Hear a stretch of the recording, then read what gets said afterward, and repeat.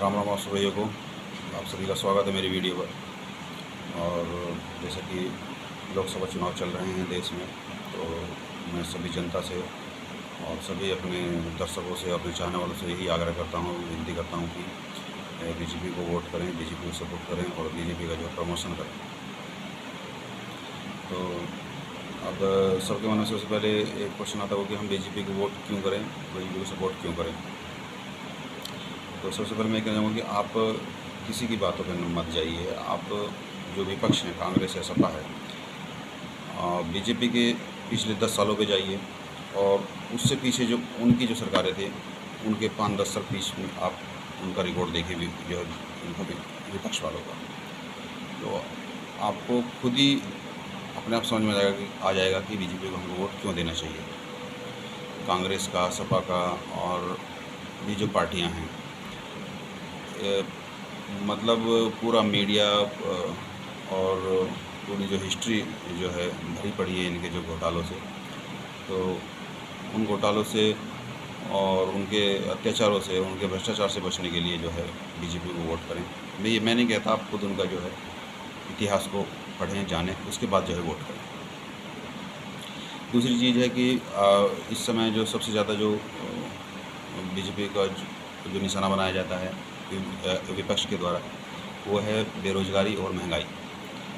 कि बीजेपी ने महंगाई कर दी, बीजेपी ने बेरोज़गारी कर दी, देश को बर्बाद कर दिया, ये कर दिया, वो कर दिया। तो ये तो देखिए एक दूसरे पे जो है आरोप प्रत्यारोप जो है लगते ही रहते हैं। अब सबसे पहले मैं अगर बात करूँ बेरोज़गारी की, तो बेरोज़गारी एक ऐसा समझिए एक ऐसा वायरस है इस देश में, क्या पूरे संसार में और भी जो देश हैं वहाँ पे भी, और भारत में हालांकि ज़्यादा, क्योंकि यहाँ पे जनसंख्या बहुत ज़्यादा है, करीब 150 करोड़ जनता है। 150 करोड़ में से भी आप 50 करोड़ निकाल देंगे, 100 करोड़ बचती है। 100 करोड़ में से भी आप मान लीजिए 20-30 करोड़ निकाल दें, फिर भी 70-80 करोड़ लोग बचते हैं। तो बहुत बड़ी संख्या है। इतने लोगों में कई करोड़ लोग तो ऐसे मिल जाएंगे आपको कि जिनको किसी काम धंधे से, नौकरी चाकरी से कोई मतलब ही नहीं है। उनका काम चल रहा है, जैसे चल रहा है उनको पता ही नहीं है। ठीक है, कहीं भी उनको अपना खाना पीना सरकार भी उनको दे रही है फ्री राशन, और भी कहीं ना कहीं से उनको जो है दान पुण्य के जरिए ये खाना पीना मतलब उनको आ जाता है। उनको कोई मतलब ही नहीं है। तो उन्हीं में से आप कुछ लोगों को पकड़ लीजिए 500-500 रुपये दे करके, जो जैसा कि विपक्ष वाले करते हैं, या ये बेरोज़गारी के जो है नारे लगाते हैं और उनको उसी तरह का लालच दे करके वे खड़े हो जाएंगे और कि ये फलानी पार्टी ने बेरोज़गारी की हुई है। अब होगा क्या, अगर ये मान लीजिए सपोज़ कीजिए कांग्रेस की सरकार बन जाती है, 6 महीने बाद सपा वाले या बीजेपी वाले उन्हीं लोगों को पकड़ के ले आएंगे कि कहाँ है जो है रोज़गार, कहाँ है, ये रहे बेरोज़गार, ये रहे सारे बेरोज़गार। तो ये तो एक आरोप प्रत्यारोप है जो कि निराधार है किसी भी पार्टी पे लगाना। और मैं ऐसा नहीं कहता, बीजेपी ने बहुत काम किया है। और अगर आपको रोज़ नौकरी भी नहीं है आपको, तो सरकार आपको 1 लाख रुपए दे रही है, जिसमें से भी आपको कम से कम 30-35 हज़ार रुपये देना नहीं है, बिना ब्याज का आपको दे रही है सरकार। आप अपना छोटा मोटा रोज़गार भी खोल सकते हैं। और बीजेपी की जो मोदी जी ने जो कहा था कि पकौड़े तलने वाली बात, उस लोगों ने अन्यथा ले लिया, क्योंकि समझदार के लिए इशारा काफ़ी होता है। क्योंकि नौकरी से ज़्यादा आप अगर छोटा मोटा बिजनेस भी करोगे तो उसमें मेरे ख्याल से आप आने वाले समय में 5-6 सालों में कुछ नौकरी से ज़्यादा कर पाएंगे, ज़्यादा पैसा कमा पाएंगे। लेकिन ये लोगों की समझ में नहीं आई, उसको भी लोगों ने अन्यथा लिया। चलिए खैर, अपनी अपनी सोच है। तो बेरोज़गारी तो देखिए वो एक कॉमन सी चीज़ है। मैं आप पे लगा दूँ, आप मेरे पे लगा दीजिए, इसका कोई मतलब आधार नहीं है। जिन लोगों को काम करना है, वो लोग अपना काम जो कर रहे हैं, नौकरी कर रहे हैं, अपना व्यवसाय कर रहे हैं, तो अपना काम जो कर रहे हैं देश में। और नहीं भी काम है तो वो एक दूसरे के लिंक से जो अपना काम जो निकाल ले रहे हैं, एक दूसरे से अपनी नौकरी व्यवसाय को जो है चला रहे हैं। वो लोग किसी भी चीज़ में नहीं पड़ते कि हमारे पास रोज़गार नहीं है या जो है ये नहीं है वो नहीं।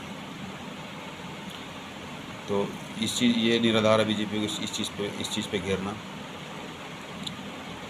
और दूसरी चीज़ आती है महंगाई। अच्छा, महंगाई, चलिए मैं आपसे पूछता हूँ कि महंगाई, चलिए मुझे नहीं पता है, बीजेपी वालों को नहीं पता है, मोदी जी को नहीं पता है कि महंगाई कैसे कम होगी। आप बताइए, आप मुझे कमेंट करके बताइए कि बीजेपी इस तरह से या हम इस तरीके से जो है बीजेपी को उसको महंगाई को जो है कम कर सकते हैं। बताइए, कुछ रीज़न होगा तो मुझे आप ज़रूर कमेंट करके बताइएगा। और महंगाई को देखिए रोक पाना किसी के बस की नहीं है। महंगाई, देखिए इतनी बड़ी अर्थव्यवस्था है पूरे देश की, ऐसे वीडियो में समझाना तो बहुत बड़ी बात है, लेकिन मैं आपको छोटे से चीज़ से समझाना चाहता हूँ कि महंगाई को क्यों नहीं रोका जा सकता। महंगाई को हालांकि कम किया जा सकता है, लिमिटेड किया जा सकता है और अंकुश लगाया जा सकता है, लेकिन महंगाई को आप बिल्कुल जीरो कर दोगे, ऐसा किसी भी सरकार की बस की नहीं है, किसी भी व्यक्ति के ऐसा कोई अर्थगत है ही नहीं। मैं एक छोटे से उदाहरण से आपको समझाना चाहूँगा। मान लीजिए कि पूरी व्यवस्था को समझाना तो ना आपकी समझ में आएगी, ना मेरे समझ में आती है, लेकिन आप छोटी सी उदाहरण से आप समझ सकते हैं। मान लीजिए आपके पास में 5 बीघा खेत है। 5 बीघे खेत में 4 लोग खाने वाले हैं। अब ये चीज़ शाश्वत है कि वो 4 लोग हैं तो वो जनसंख्या बढ़ेगी, कोई रोक सकता। 4 में से 7 लोग होंगे, 8 लोग हो जाएंगे। खेत ये बिल्कुल सब निश्चित है कि खेत 5 बीघे ही रहेगा। ज़मीन क्योंकि रबड़ नहीं है कि ज़मीन जो बढ़ेगी। ठीक है सर। तो अब मान लीजिए उस 5 बीघे खेत में से जो पहले 4 लोग खाने वाले थे, अब 8 लोग खाने वाले हो गए हैं, तो उस खेत में से जो अनाज पैदा होता है उसकी वैल्यू घटेगी या बढ़ेगी। ऑब्वियसली बात है कि सब इसमें कोई रॉकेट साइंस नहीं है। इसमें से जो पैदा हो रही है, जब से खाने वाले अगर ज़्यादा हो जाएंगे तो उस चीज़ की वैल्यू जो बढ़ेगी, उस चीज़ की जो वैल्यू बढ़ेगी तो महंगाई जो है ऑटोमेटिक बढ़ेगी।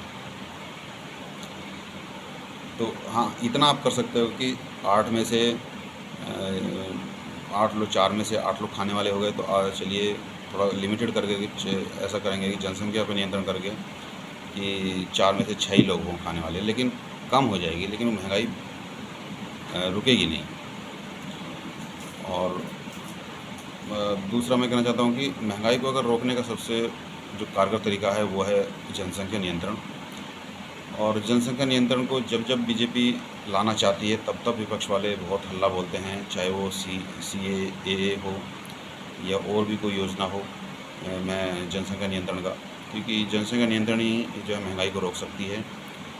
मतलब ये कह लीजिए कि जनसंख्या नियंत्रण ही जो है महंगाई को नियंत्रित जो है कर सकती है।